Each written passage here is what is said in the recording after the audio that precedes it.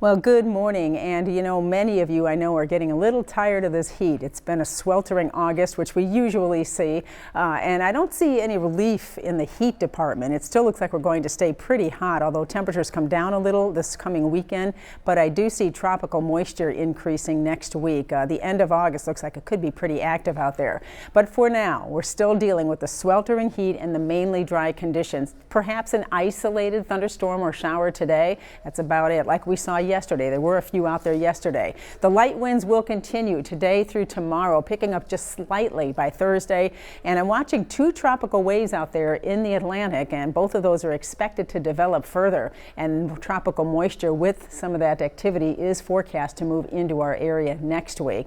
So we'll be keeping an eye on that. Right now, though, all is quiet in the coastal bend. We have 77 at Corpus Christi and Ingleside, 75 Robstown, 82 Port Aransas. Very light winds out there right now.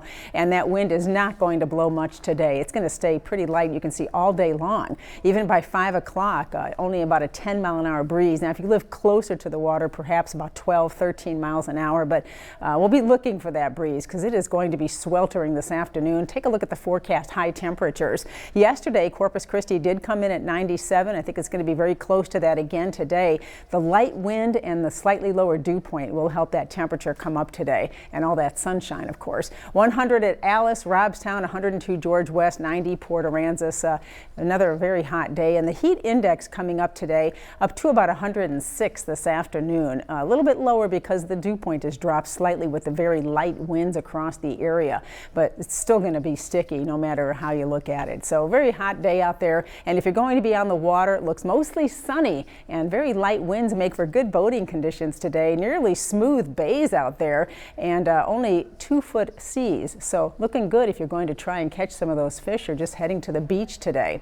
We did have some rain yesterday. We saw a lot of showers and thunderstorms, mainly inland, and some of those are still ongoing. A little bit of rain still coming down out here to the west of Tilden, but you can see those clouds. They certainly clear out pretty fast as you head toward the coastline. So these will gradually thin out as we go through the day, but we'll still have some of those clouds around, as you can see on future trackers starting this morning, and perhaps an isolated shower.